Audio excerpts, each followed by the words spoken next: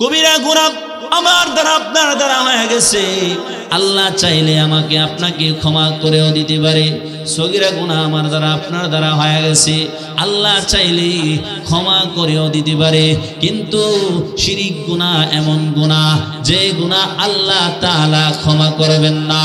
আল্লাহ বলেন ওয়া ক্বাদা রাব্বুকা আল্লা তা'বুদু ইল্লা ইয়্যা, বান্দারে তুমি আমার ইবাদত করবা, তুমি আমার ইবাদত করবা। এ বান্দা, আমার ইবাদত করতে গিয়া আমার ইবাদতের সাথে কাউকে শরীক করবা না। বান্দা, সন্তান চাইবা আমার কাছে, আমি সন্তান দেওয়ার মালিক। সম্মান চাইবা আমার কাছে, আমি সম্মান দেওয়ার মালিক। ধন চাইবা আমার কাছে, ধন দেওয়ার মালিক আমি আল্লাহ। তোমার ঘর নাই, বাড়ি নাই, তোমার ঘর আর বাড়ি আমি আল্লাহর কাছে চাইবা, আমি আল্লাহ দেওয়ার মালিক। এই আমার মুসলমান বাবাজিরা, যা কিছু চাও হবে সব কিছু আল্লাহর কাছে চাইতে হবে।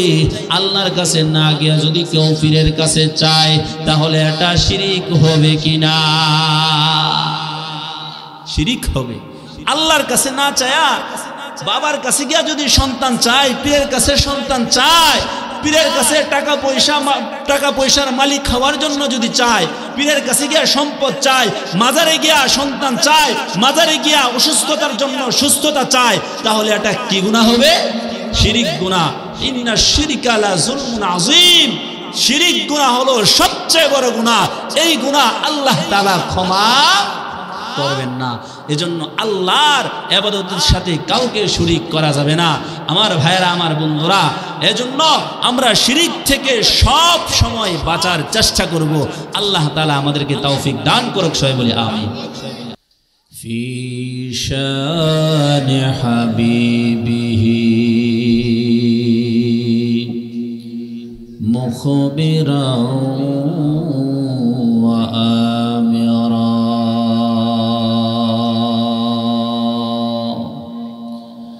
আউযু বিল্লাহি মিনাশ শাইতানির রাজীম।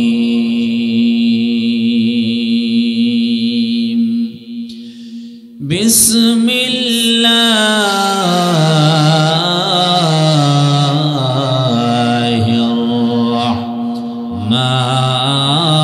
রাহমানির রাহিম।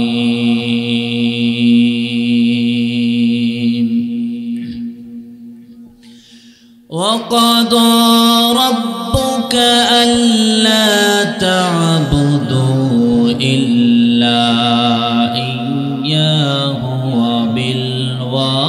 وبالوالدين إحسانا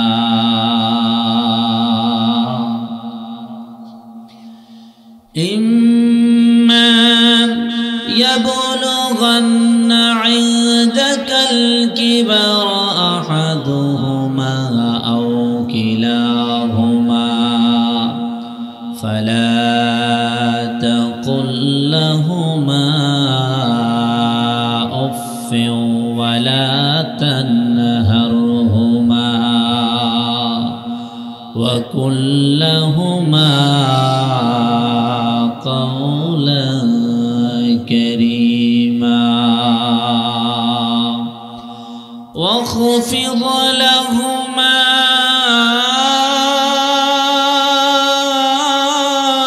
جناح الذل من الرحمة وقل رب ارحمهما كما ربياني صغيرا. وقال النبي صلى الله عليه وسلم الجنة تحت أقدام الأمهات أو كما قال عليه الصلاة والسلام. إن الله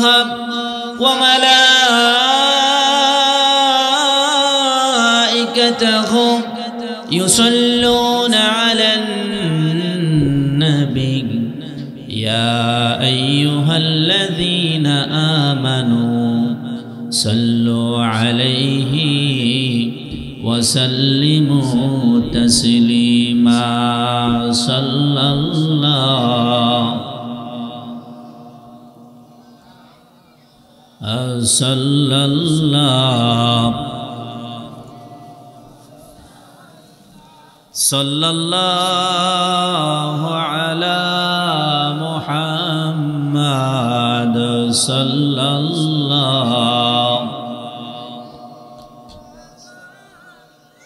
لا إله إلا الله لا إله إلا الله لا إله إلا الله لا إله إلا الله لا إله إلا الله لا إله إلا الله لا إله إلا الله لا إله إلا الله لا إله إلا الله تیرے سوا محبوب حقیقی تیرے سوا محبوب حقیقی کوئی نہیں ہے کوئی نہیں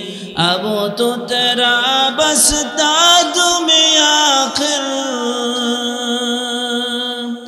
اب تو تیرا بس تاجم آخر ورد زبائے میرے الہ لا الہ الا اللہ لا الہ الا اللہ لا الہ الا اللہ محمد رسول اللہ صلی اللہ علیہ وسلم আলহামদুলিল্লাহ পূর্ব কান্দাইল যুব সমাজের উদ্যোগে দ্বিতীয় বার্ষিক ওয়াজ ও দোয়ার মাহফিলের আজকের শ্রদ্ধাভাজন সম্মানিত সভাপতি জনাব মোহাম্মদ শামসুল হক সাহেব, প্রধান আলোচক মুফতি জাফর আহমদ সিরাজি সাহেব সহ আজকের বিশেষ আলোচক বৃন্দ এবং আমন্ত্রিত উলামায়ে কেরাম আমার সামনে উপবিষ্ট আছেন। আমার মুরব্বী বাবারা, যুবক ভাইয়েরা, পর্দার আড়াল থেকে শুনছেন আমার সম্মানিতা সরলা সহবলা মা বোনেরা, আল্লাহ পাকের দরবারে লাখো কোটি শুকর সুজুদ যেই মহান রব আমাদেরকে অত্যন্ত দয়া করে মায়া করে ভালোবেসে আজকে এই জান্নাতি মজমা কোরআনের বাগানের মধ্যে আমাদেরকে বসা, কোরআন হাদিস থেকে কিছু কথা বলা শোনার মতো তৌফিক দান করেছেন। সেজন্য মহান রবের দরবারে আমাদের দিল খুলে আকাশ বাকাশ মুখরিত করে আমরা রবের শুকরিয়া তান একবার করে সবাই বলি আলহামদুলিল্লাহ। লাখো কোটি দুরুদ সালাম বিশ্বের মানবতার দূত আকা নবী, হাবিব নবী, কাউনাইন নবী, সাইয়্যিদ নবী, সাইয়্যিদুল মুরসালিন, খাতামুল আনবিয়া নবী মুহাম্মদুর রাসূলুল্লাহ সাল্লাল্লাহু আলাইহি ওয়াসাল্লামের উপর। মুহতারাম হাজিরিন, আমি আপনাদের সামনে মহাগ্রন্থ আল কোরআনুল কারীমের সূরা বনী ইসরাঈল থেকে দুইখানা আয়াত তেলাওয়াত করেছি। মহানবী সাল্লাল্লাহু আলাইহি ওয়াসাল্লামের অগণিত হাদিস থেকে একখানা হাদিস পাঠ করেছি। আল্লাহ তাআলা যদি আমাকে তৌফিক দান করেন তাহলে উক্ত আয়াত এবং হাদিসকে সামনে রেখে আমি আপনাদের সামনে কিছু কথা বলবো। ওমা তৌফিক ইল্লা বিল্লাহ। মুহতারাম হাজিরিন, যে কথাগুলো হবে এই কথাগুলোর উপরে যেন আল্লাহ তাআলা আমাকে সহ আপনাদেরকেও আমল করা তৌফিক দান করেন, সবাই বলি আমিন। মুহতারাম হাজিরিন, খুব আফসোসের বিষয়টি হলো যে আমাদের সমাজে আজকে কোরআন এবং হাদিসের আলোচনা সব সময় সারা বছরই হয়। জুমার দিন খতিব সাহেব মসজিদের মধ্যে প্রতি সপ্তাহে বয়ান করেন, কোরআন হাদিসের কথা বলেন। যখন শীতকালীন আসে, ওয়াজের সময়টা আসে, তখন দেখা যায় পাড়ায় পাড়ায় ওয়াজ হয়। কিন্তু আফসোসের বিষয় হলো ওয়াজ হয় ঠিক, কিন্তু আমাদের আমলের অভাব। কি বলেন, ঠিক কিনা? ওয়াজ হয় কিন্তু আমাদের আমলের অভাব। ওয়াজ শুনে রাত কি রাত আমরা রাত পার করে দেই, কিন্তু আমরা আমল করতে চাই না, আমল করি না। এজন্য অল্প কথা হোক কিন্তু আমল যেন আমাদের বেশি হয়। কি বলেন? জানার নাম কামিয়াবি না, মানার নাম হলো কামিয়াবি। জানতো আবু জাহেল যে রাসূল করিম সাল্লাল্লাহু আলাইহি ওয়াসাল্লাম যে একজন নবী, আল্লাহ তাআলার পক্ষ থেকে নবী এবং রাসূল হিসাবে দুনিয়াতে প্রেরণ হয়েছেন আবু জাহেল জানতো কিনা, আবু লাহাব জানতো কিনা, আবু তালেব জানতো কিনা, মক্কার কাফেররা জানতো কিনা? আল্লাহর রাসূল সাল্লাল্লাহু আলাইহি ওয়াসাল্লাম আল্লাহর পক্ষ থেকে নবী এবং রাসূল হিসাবে দুনিয়াতে আগমন করেছেন, এটা মক্কার প্রত্যেকটা লোক জানতেন, বিশ্বাস করতেন, কিন্তু আমল করতেন না, মানতেন না। না মানার কারণে তারা কাফের রয়ে গেল। আর আবু বকর, উসমান, আলী এরকম ভাবে সাহাবায়ে কেরাম জানতো নবী হিসাবে দুনিয়াতে প্রেরণ হয়েছে, আবার মানতো, এজন্য তারা সাহাবা হয়ে গেছে, তারা জান্নাতে হয়ে গেছে। সুবহানাল্লাহ। এজন্য জানলে হবে না, মানতে হবে। জানার নাম কামিয়াবি নয়, জানা এবং মানার নাম হলো কামিয়াবি। জানতে হবে, মানতে হবে। এজন্য ওয়াজ কম হোক সমস্যা নাই, কিন্তু আমরা যেন কথাগুলা, যেই কথাগুলা হয় উলামায়ে কেরাম যে কথাগুলা বলেন, এই কথাগুলোর উপরে যেন আমরা আমল করতে পারি। কি বলেন? করবো তো ইনশাআল্লাহ। আল্লাহ তাআলা আমাদেরকে তৌফিক দান করুক সবাই বলে আমিন। মুহতারাম হাজিরিন, আমরা যে এই মাহফিলে আসছি, আমাদের লাভ হয়েছে কিনা? জোরে বলেন, হয়েছে কিনা? আমাদের লাভ হয়েছে। যদিও আমরা বাহ্যিক দৃষ্টিতে আমরা চর্মচোখে নাও দেখতেছি, কিন্তু হাদিসের ভিতরে রাসূল করিম সাল্লাল্লাহু আলাইহি ওয়াসাল্লাম এই মাহফিলের লাভটা ফুটায় উঠাইছেন। আল্লাহর রাসূল বলেন, লা ইয়াকুদু কওমুন ইয়াযকুরুনাল্লাহা ইল্লা ফাতহুমুল মালাইকা ওয়া গাশিয়াতুহুমুর রাহমা ওয়া নাযালাত আলাইহিমুস সাকিনা ওয়া যাকারাহুমুল্লাহু ফী মান ইনদা। আমার মুসলমান বাবাজিরা, আল্লাহর রাসূল সাল্লাল্লাহু আলাইহি ওয়াসাল্লাম হাদিসের ভিতরে বলেন, আমার উম্মতেরা শোনো, এই যে তোমরা কোরআনের মাহফিলে আসছো, জান্নাতের বাগানের ভিতরে আসছো, এখানে আল্লাহর আলোচনা হবে, এখানে নবীর আলোচনা হবে, এখানে কোরআনের আলোচনা হবে, এখানে ইসলামের আলোচনা হবে। আয় আমার উম্মতেরা, এই মাহফিলের ভিতরে আসলে আল্লাহ রাব্বুল আলামিন তোমাদের আমলনামার ভিতরে কি দিবে শোনো। লা ইয়াকুদু কওমুন ইয়াযকুরুনাল্লাহা ইল্লা ফাতহুমুল মালাইকা। নবীজি বলেন, এই আমার উম্মতেরা, যেখানে বসে আল্লাহর আলোচনা হয়, যেখানে বসে কোরআনের আলোচনা হয়, যে মজমার মধ্যে দ্বীনের আলোচনা হয়, ইল্লা ফাতহুমুল মালাইকা। আল্লাহর নবী বলেন, ওই মজমার চতুর্দিকে আল্লাহর রহমতের ফেরেশতারা বেষ্টন করে রাখে। জোরে বলেন সুবহানাল্লাহ। আল্লাহর নূরের ফেরেশতারা ওই মাহফিলটাকে বেষ্টন করে রাখেন, ওই মজমাটাকে বেষ্টন করে রাখেন। ইল্লা ফাতহুমুল মালাইকা ওয়া নাযালাত আলাইহিমুর রাহমা ওয়া গাশিয়াতুহুমুর রাহমা। আল্লাহর রহমত তাদেরকে বেষ্টন করে রাখে। ওয়া নাযালাত আলাইহিমুস সাকিনা। আল্লাহর এক ধরনের বিশেষ রহমত, সাকিনা নামক রহমত তাদের উপরে নাজিল হয়। ওয়া যাকারাহুমুল্লাহু ফী মান ইনদা। আমার মুসলমান বাবাজিরা, সবচেয়ে আশ্চর্যের বিষয় হলো যে আমরা নাদান কমজোরি বান্দা,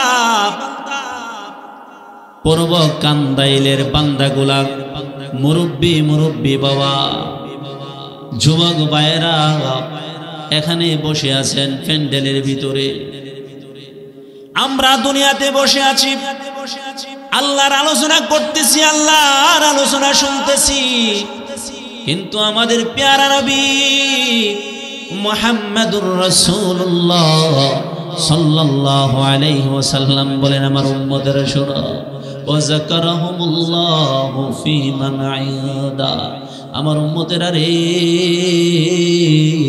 তোমরা কান্দাইল, তোমরা বসে আছো, কিন্তু তোমরা দুনিয়াতে বসা তোমরা খেরের উপরে মাটিতে বসে আছো, কিন্তু তোমাদের মর্যাদা আমার আল্লাহ এমন বাড়ায়া দিছে, এমন বাড়ায়া দিছে, আমার আল্লাহর আরশে তোমাদের আলোচনা হয়।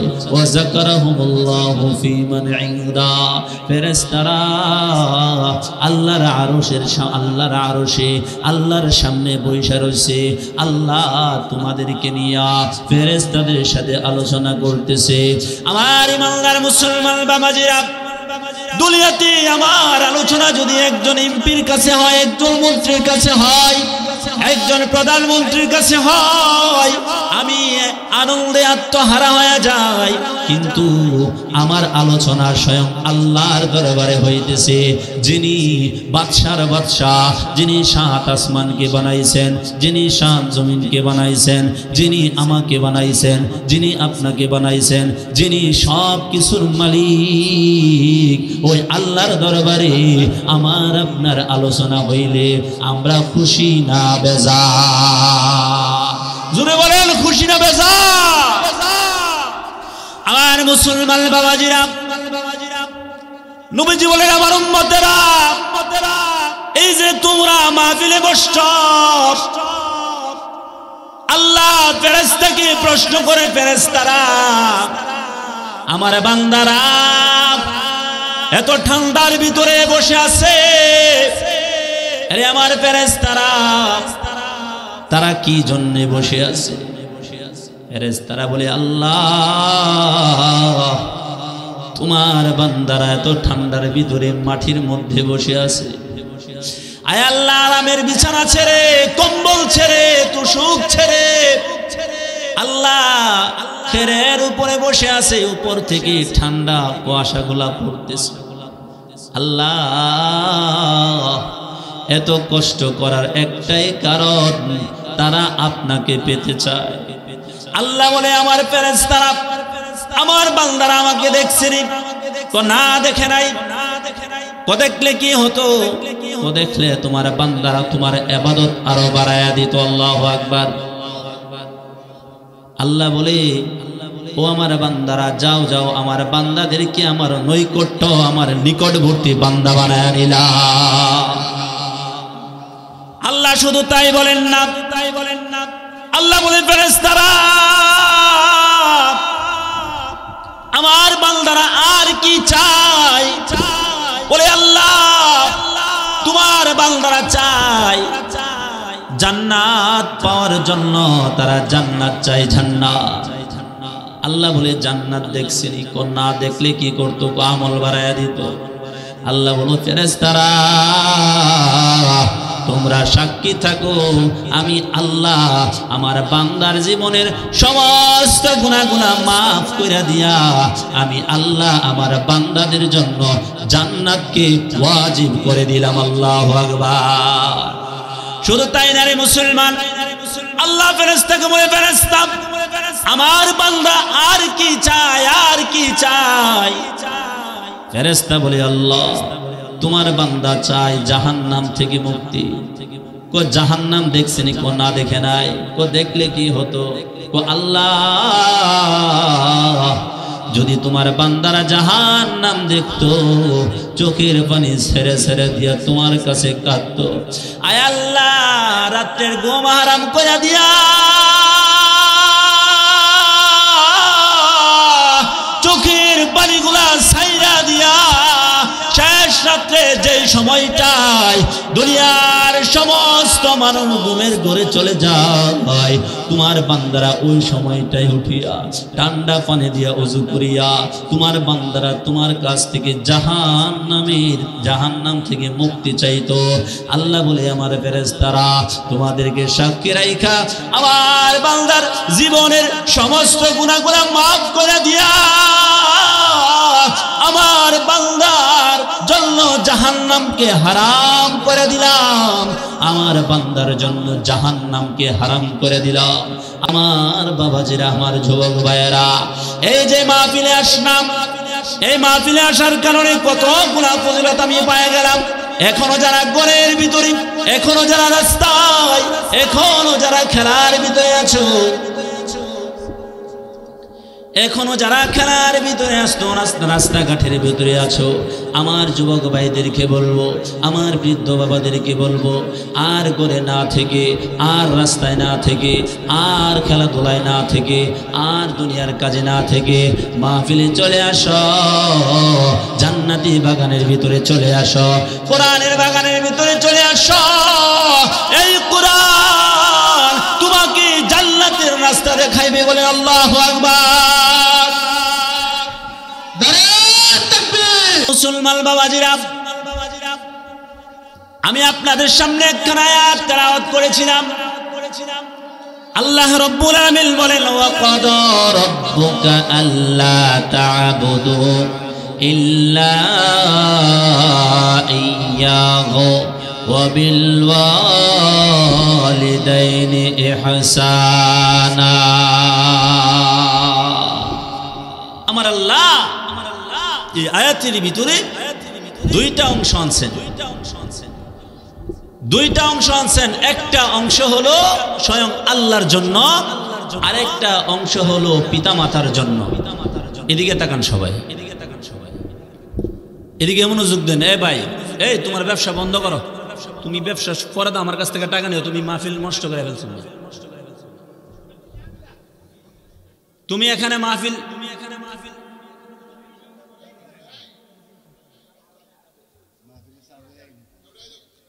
সুবহানাল্লাহি ওয়া বিহামদিহি সুবহানাল্লাহিল আযীম, পুরোপুরি বৃষ্টিতে তুমি নষ্ট করে ফেলছো। তুমি ব্যবসা করো, সমস্যা নাই, বাকি এখানে আইসা মাহফিলের ফ্যান্ডালের ভিতরে তুমি কি ব্যবসা করবা? তুমি জয় কাপ বিক্রি করবা, তুমি পরবর্তীতে আমার কাছ থেকে ওই কাপের টাকা নিও, যাও। সুবহানাল্লাহি ওয়া বিহামদিহি সুবহানাল্লাহিল আযীম। মুহতারাম হাজিরিন, আমি বলতেছিলাম যে আল্লাহ তাআলা এই যে সূরা বনী ইসরাঈলের ভিতরে আয়াত নাজিল করছেন, ওয়া ক্বাদা রাব্বুকা আল্লা তা'বুদু ইল্লা ইয়্যা ওয়া বিল ওয়ালিদাইনি ইহসানা। আল্লাহ তাআলা যে আয়াত নাজিল করছেন, এখানে কয়টি অংশ? দুইটি অংশ। কয়টি অংশ? আমার কথা বুঝলে একটু জোরে আওয়াজ দিয়ে বলবেন, কয়টি অংশ? দুইটি অংশ। একটি অংশ হলো স্বয়ং আল্লাহর জন্য, আরেকটি অংশ হলো মা বাবার জন্য। আমাদেরকে সৃষ্টি করছেন কে? আর জোরে বলেন কে? কার মাধ্যমে? মা বাবার মাধ্যমে।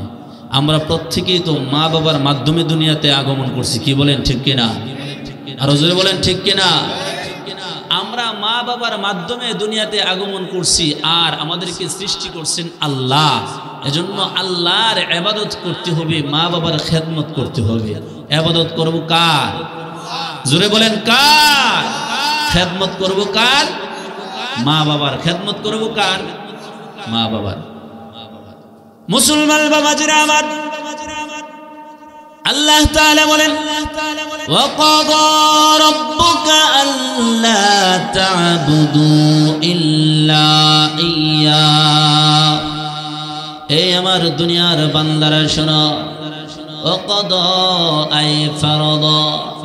আরে আমার দুনিয়ার বান্দারা, আমি আল্লাহ তোমাদের উপরে ফরজ করে দিয়েছি। ওয়া ক্বাদা আই ফারাদা ওয়া ক্বাদা রাব্বুকা আল্লা তা'বুদু ইল্লা ইয়্যা। এই আমার বান্দারা, তোমাদের উপরে ফরজ করে দিয়েছি আমার ইবাদত করবা, আর আমার ইবাদত করতে গিয়া কারো সাথে শরীক করবা না।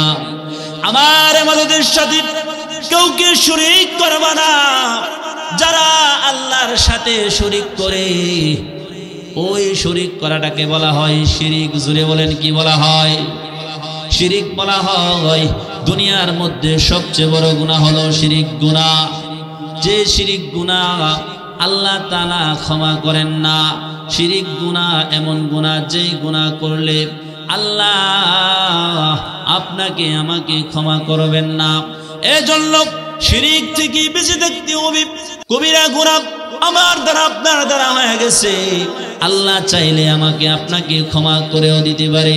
সগীরা গুনাহ আমার দ্বারা আপনার দ্বারা হয়ে গেছে, আল্লাহ চাইলে ক্ষমা করেও দিতে পারে। কিন্তু শিরিক গুনাহ এমন গুনাহ যে গুনাহ আল্লাহ তাআলা ক্ষমা করবেন না। আল্লাহ বলেন ওয়া ক্বাদা রাব্বুকা আল্লা তা'বুদু ইল্লা ইয়্যা, বান্দারে তুমি আমার ইবাদত করবা, তুমি আমার ইবাদত করবা। এ বান্দা, আমার ইবাদত করতে গিয়া আমার ইবাদতের সাথে কাউকে শরীক করবা না। বান্দা, সন্তান চাইবা আমার কাছে, আমি সন্তান দেওয়ার মালিক। সম্মান চাইবা আমার কাছে, আমি সম্মান দেওয়ার মালিক। ধন চাইবা আমার কাছে, ধন দেওয়ার মালিক আমি আল্লাহ। তোমার ঘর নাই, বাড়ি নাই, তোমার ঘর আর বাড়ি আমি আল্লাহর কাছে চাইবা, আমি আল্লাহ দেওয়ার মালিক। এই আমার মুসলমান বাবাজিরা, যা কিছু চাওয়া হবে সব কিছু আল্লাহর কাছে চাইতে হবে। আল্লাহর কাছে না গিয়া যদি কেউ পীরের কাছে চায় তাহলে এটা শিরিক হবে কিনা? শিরিক হবে। আল্লাহর কাছে না চায়া বাবার কাছে গিয়া যদি সন্তান চায়, পীরের কাছে সন্তান চায়, পীরের কাছে টাকা পয়সার মালিক হওয়ার জন্য যদি চায়, পীরের কাছে গিয়া সম্পদ চায়, মাজারে গিয়া সন্তান চায়, মাজারে গিয়া অসুস্থতার জন্য সুস্থতা চায়, তাহলে এটা কি গুনাহ হবে? শিরিক গুনাহ। ইন্না শিরকা লা যুলমুন আযীম, শিরিক গুনাহ হলো সবচেয়ে বড় গুনাহ। এই গুনাহ আল্লাহ তাআলা ক্ষমা করবেন না। এজন্য আল্লাহর ইবাদতের সাথে কাউকে শরীক করা যাবে না। আমার ভাইরা, আমার বন্ধুরা, এজন্য আমরা শিরিক থেকে সব সময় বাঁচার চেষ্টা করব। আল্লাহ তাআলা আমাদেরকে তৌফিক দান করুক, সবাই বলি আমিন। আমার মুসলমান বাবাজিরা, আল্লাহ তাআলা বলেন ওয়া ক্বাদা আই ফারাদা, এই আমার ইমানদার মুসলমান বান্দা বান্দি, তোমাদের উপরে ফরজ করে দিলাম আমার ইবাদতের সাথে কাউকে শরীক করবা না। পাশাপাশি আরেকটা দায়িত্ব তোমাদেরকে দিলাম, ওয়াবিল ওয়ালিদাইনি ইহসানা, তোমরা তোমাদের পিতামাতার সাথে সুন্দর ব্যবহার করবা, ভালো ব্যবহার করবা। আমার কান্দাইলের মুসলমান বাবাজিরা, যেখানে যাই সেখানে একটা আবদার, হুজুর আমাদের ছেলে সন্তানের জন্য একটু ওয়াজ করবেন। ছেলে সন্তানগুলা ভালো হয় না, ছেলে সন্তানগুলা আমাদের সাথে বেয়াদবি করে, আমাদের হকগুলো আদায় করতে চায় না। আমার মুসলমান বাবাজিরা, এই দুঃখটা প্রত্যেকটা সমাজে আছে কিনা? জুড়ে বলেন, আছে কিনা? এই দুঃখটা প্রত্যেকটা সমাজে আছে। এই ভাইরাসটা প্রত্যেকটা সমাজের রন্ধ্রে ঢুকে গেছে। সন্তান বড় হয়েছে, এখন দেখা যায় কামাই করতে পারে, রুজি করতে পারে, বিবাহ করাইয়া দিছে, মা বাবাকে আলাদা কইরা দিয়া এখন সন্তান নিজের কামাই নিজে কইরা তার স্ত্রীকে নিয়া, তার ছেলে সন্তানকে নিয়া সে সুন্দর সুখী জীবন যাপন করতেছে। কিন্তু মা বাবার খবর নেওয়ার মতো, খোঁজ নেওয়ার মতো তার সময়টুকুও নাই। জোরে বলেন, এমন সন্তান আমাদের সমাজের ভিতরে আছে কি না? কম না বেশি? বেশি। আমার মুসলমান বাবাজিরা, আল্লাহ বলেন ওয়াবিল ওয়ালিদাইনি ইহসানা, এই দুনিয়ার সন্তানেরা তোমাদের উপরে আমি আল্লাহ ফরজ করে দিলাম, তোমরা তোমাদের মা বাবার সাথে সৎ ব্যবহার করবা, ভালো ব্যবহার করবা, সুন্দর ব্যবহার করবা। আমার মুসলমান বাবাজিরা, মা বাবার সাথে সুন্দর ব্যবহার করতে হবে, মা বাবার সাথে ভালো ব্যবহার করতে হবে, মা বাবার সাথে উত্তম আচরণ করতে হবে। যদি মা বাবার সাথে সুন্দর ব্যবহার না করে, মা বাবার সাথে ভালো ব্যবহার না করে, তাহলে আমার সন্তান আমার সাথে ভালো ব্যবহার করবে না, আমার সাথে সুন্দর ব্যবহার করবে না, আমার সাথে উত্তম ব্যবহার করবে না। আল্লাহ বলেন ওয়াবিল ওয়ালিদাইনি ইহসানা ইম্মা ইয়াবলুগান্না ইনদাকাল কিবারা আহাদুহুমা আও কিলাহুমা ফালা তাকুল লাহুমা উফফিন ওয়ালা তানহারহুমা وقل لهما قولا كريما واخفض لهما جناح الذل من الرحمة وقل رب ارحمهما কামা রব্বায়ানি সগীরা। আল্লাহ বলে, ওরে আমার ইমানদার মুসলমান বান্দা বান্দি শোনো, তোমার মা তোমার বাবা দুইজন থেকে একজন অথবা উভয়জন জীবিত, তোমার জীবিত অবস্থায় তারা বৃদ্ধ হয়ে গেছে, তারা বৃদ্ধ হয়ে গেছে। তোমার মা বাবার সাথে তুমি কেমন ব্যবহার করবা?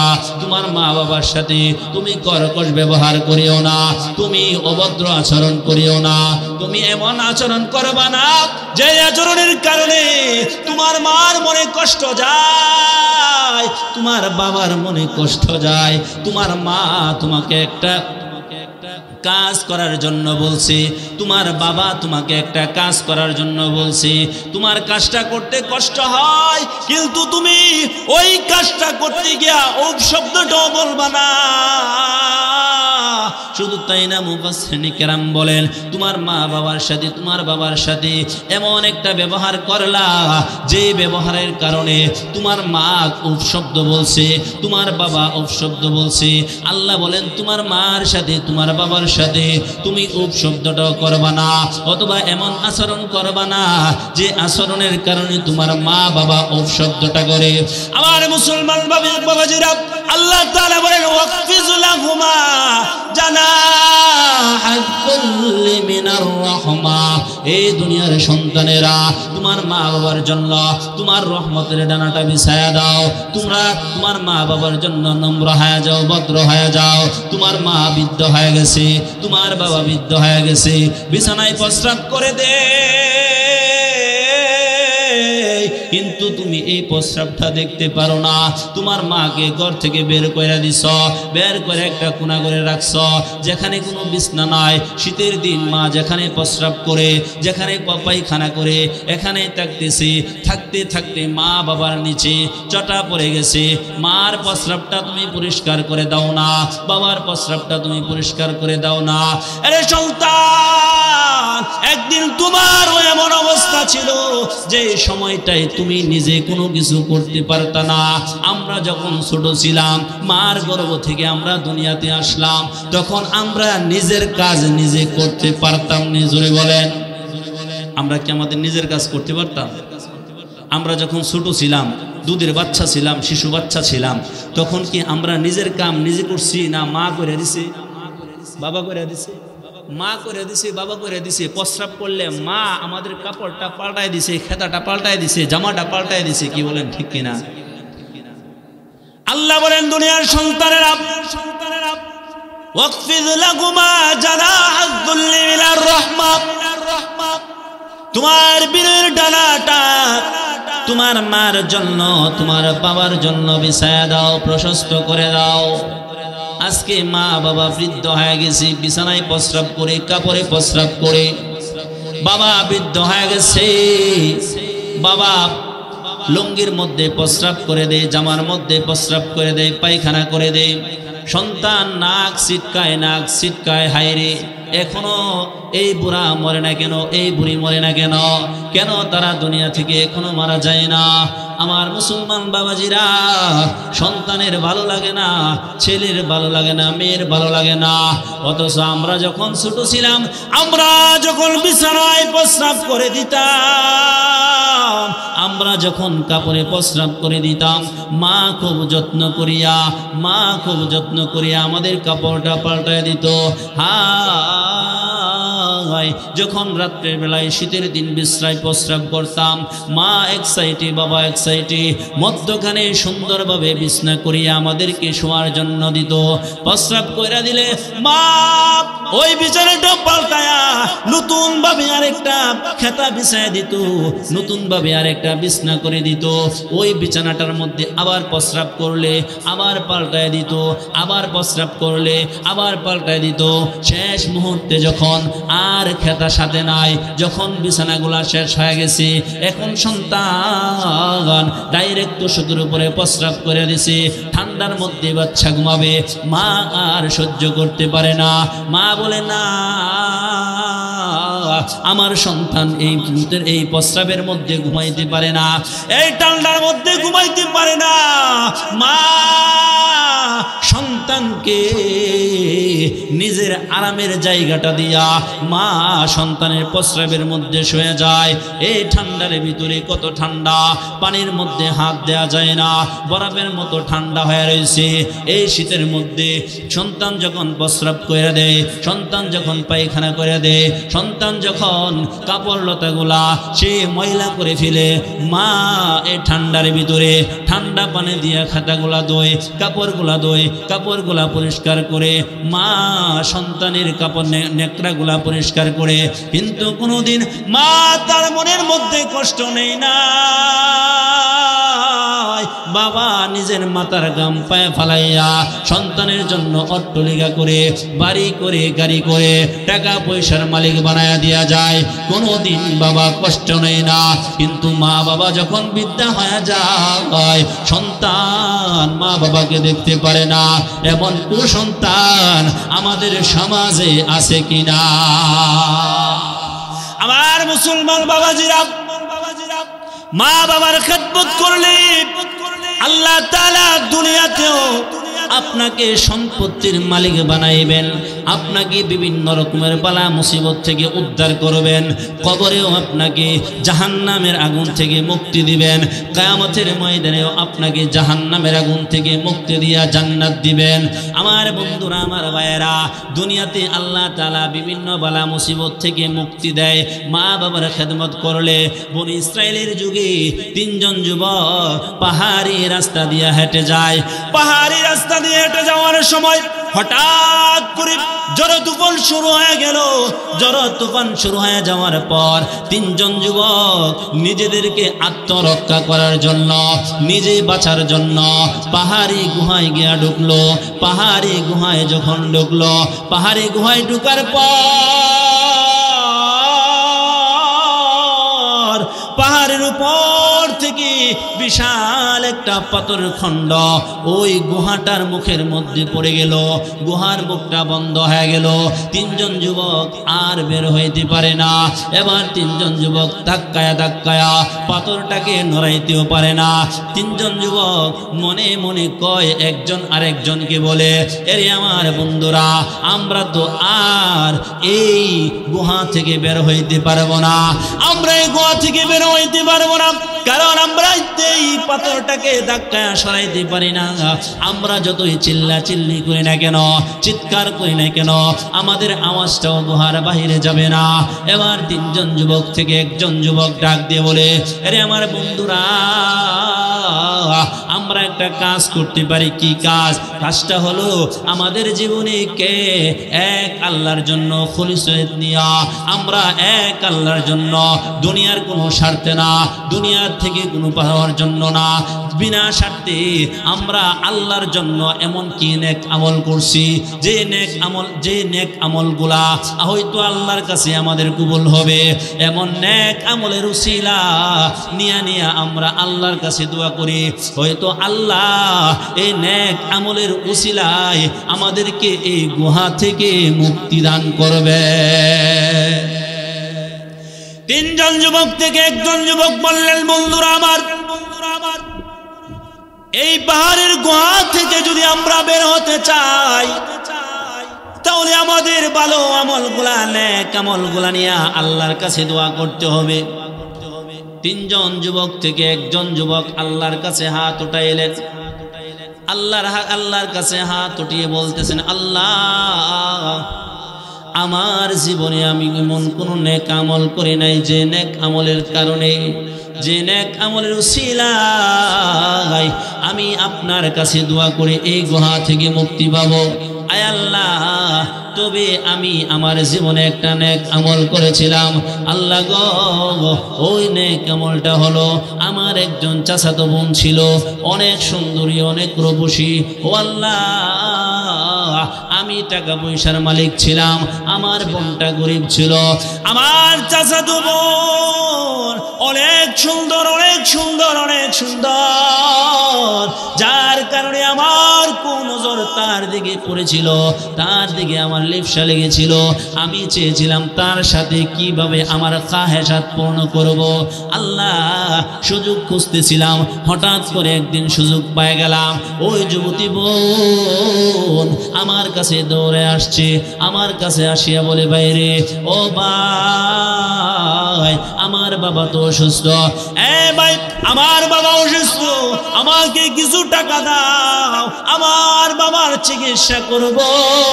এবার যুবক মনে মনে বলে, আমি তো একটা সুযোগ পেয়ে গেলাম, এখন আমি আমার বোনকে বলবো, ও বোন, আমি তোমাকে টাকা দিতে পারি, কিন্তু আমার খাহেজাত পূর্ণ করতে হবে। ভাই প্রস্তাব দিয়া দিলেন। প্রস্তাব দেওয়ার পর বোন অসহায় হইয়া রাজিও হইয়া গেলেন। রাজি হওয়ার পর টাকা নিলেন। টাকা নিয়া যে দিন তারিখ নির্ধারণ করলেন, যে যে জায়গাটা নির্ধারণ করলেন, জায়গার মধ্যে যাওয়ার পর, ওই জায়গার মধ্যে যাওয়ার পর ওই যুবকটা যখন যুবতী মহিলার কাছে গেল, যুবতী মহিলা কান্না করতেছে, কান্না করতেছে, কান্না করতেছে। এবার যুবকটা বলে, বোন রে, আমি তো তোমাকে জোর করে এখানে আনি নাই, তুমি স্বইচ্ছায় এখানে আসছো, তাহলে তুমি কান্না করে কেন? এবার যুবতী বোন বলে, বাইরে ও ভাই, আমার টাকার দরকার ছিল, আমার বাবা অসুস্থ, চিকিৎসা করব। ও ভাই, আমার টাকার দরকার কারণে তোমার কাছে চাইলাম, আমার আর কোনো উপায় ছিল না। তুমি আমাকে শর্ত দিয়া দিলা, তোমার খাহেসাত পূর্ণ করতে হবে। ভাই, তুমি তোমার খাহেসাত পূর্ণ করতে পারবা, কিন্তু একজন আল্লাহ তো আমাদেরকে দেখতেছে, যে আল্লাহ আমাদের বিচার করবে। ও ভাই, আমাদেরকে কবরের মধ্যে আটকানো হবে, কিয়ামতের ময়দানে আটকানো হবে। আমরা জিনার করার কারণে, মনের খাহেসাত পূর্ণ করার কারণে আমাদেরকে তো আল্লাহর কাঠ করায় দাঁড়াতে হবে। ওই যুবক ডাক দিয়ে বলে, আল্লাহ,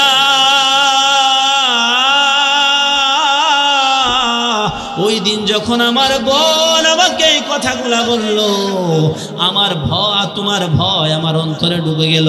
আল্লাহ গো, ওই ভয় ঢুকার কারণে আমি আমার বোনের সাথে আমি জিনা করি নাই, আমার খাহেসাত পূর্ণ করি নাই। আল্লাহ, ওই দিনের আমলটা যদি তোমার দরবারে কবুল হয়, ওই আমলের উসিলায় আমাদেরকে এই গুহা থেকে মুক্তি দান করুন। আল্লাহ রাব্বুল আলামিন গুহার পাথরটাকে একটু সরাইয়া দিলেন, কিন্তু তিন যুবক গুহা থেকে বের হইতে পারবে না। এবার দ্বিতীয় যুবক হাত উঠাইলেন। দ্বিতীয় যুবক হাত উঠায় বলে, আল্লাহ, আমার জীবনে কোনো এমন নেক আমল নাই যে নেক আমলের কারণে আমি তোমার দরবারে আমার ক্ষমা চাই, আমি তোমার দরবারে এই গুহা থেকে বের হওয়ার উসিলা চাইব। এবার যুবক আল্লাহর কাছে বলে, আল্লাহ, তবে হ্যাঁ, আমার জীবনে একটা নেক আমল করেছি। ওই নেক আমলটা হলো, আমার ঘরে আমার কাছে একজন কামলা ছিল, কামলা, যে আমার ঘরে কাজ করত। হঠাৎ করে একদিনের মজুরি না নিয়ে আসে বাড়ি থেকে চলে গেছে। হঠাৎ করে বাড়ি থেকে চলে যাওয়ার পর বহুদিন পরে সে আমার কাছে আসলো।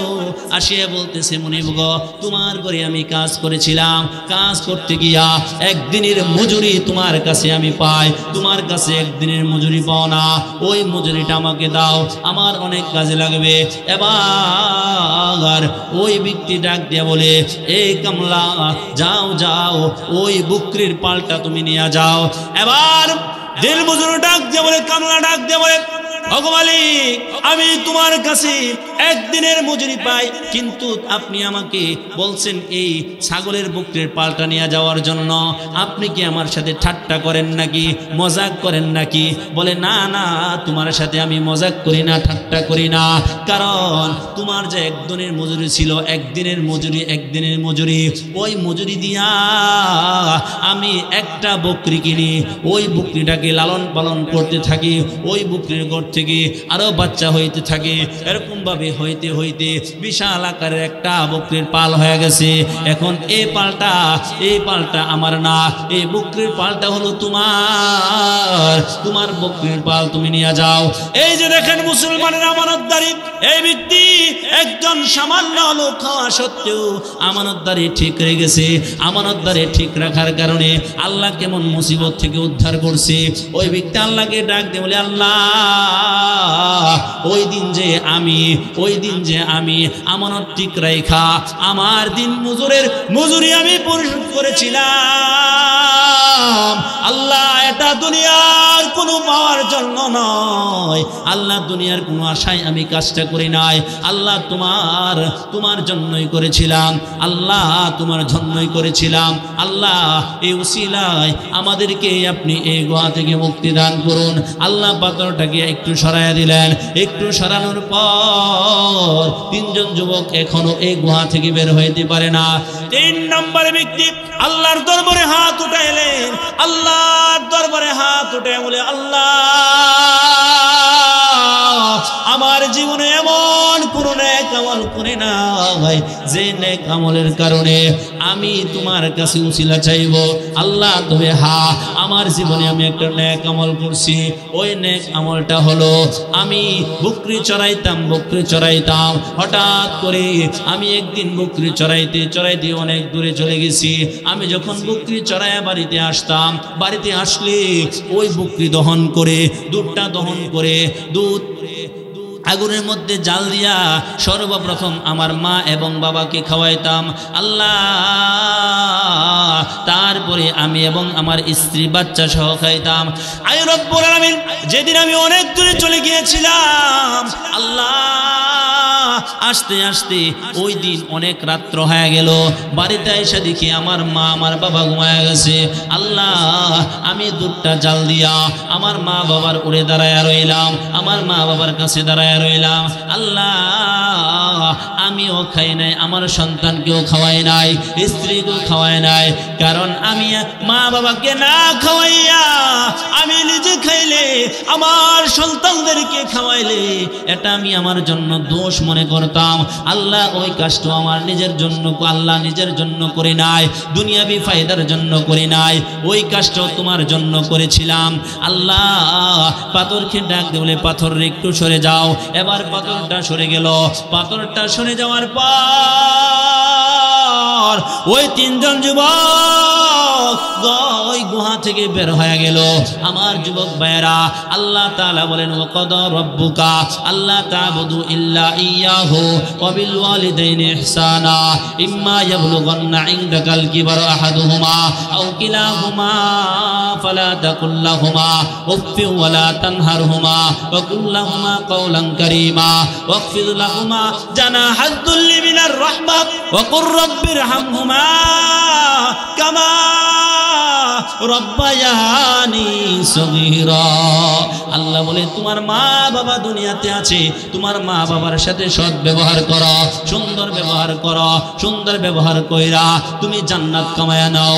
আল জান্নাতু তাহতা কদামিল উম্মাহাত। আল্লাহ নবী বলেন, আমার উম্মতেরা, তোমার মা বাবার পায়ের নিচে তোমার জান্নাত রয়ে গেছে। তোমার মা বাবার খেদমত করিয়া, তোমার মা বাবার খেদমত করিয়া তোমার জান্নাত অর্জন করিয়া নাও। আল্লাহ নবী বলেন, জান্নাতু তাহতা কদামিল উম্মাহাত। উম্মতরে, তোমার মা বাবার খেদমত করো আর তুমি তোমার জান্নাতটা কামায়া নাও। আমার মুসলমান বাবাজিরা, আল্লাহ তাআলা বলেন, তোমার মা তোমার বাবা দুনিয়াতে নাই, তোমাকে একটা দোয়া শিখায়া দিলাম।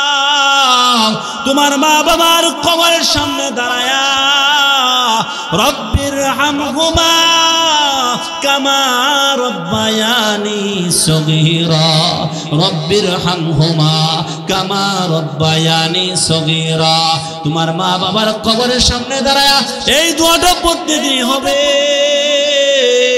এ সন্তান, আমি আল্লাহ তোমার মা বাবার কবরকে জান্নাতের বাগিচা বানাইতে দেরি হবে না। মুসলমান বাবাজিরে আমার, এজন্য যার মা বাবা আছে, কদর করার চেষ্টা করবেন, খেদমত করার চেষ্টা করবেন, ভালো ব্যবহার করার চেষ্টা করবেন, সুন্দর ব্যবহার করার চেষ্টা করবেন। আর যার মা বাবা দুনিয়াতে নাই, সপ্তাহে একদিন হলেও মা বাবার কবরের সামনে গিয়া মা বাবার কবরটা জিয়ারত করার চেষ্টা করবে। করবো তো ইনশাআল্লাহ, আল্লাহ তাআলা আমাদেরকে কথাগুলোর উপরে আমল করার তৌফিক দান করুক। আমিন। ওয়া আখির দাওয়ানা আলহামদুলিল্লাহি রাব্বিল আলামিন। আসসালামু আলাইকুম ওয়া রাহমাতুল্লাহি ওয়া বারাকাতুহু।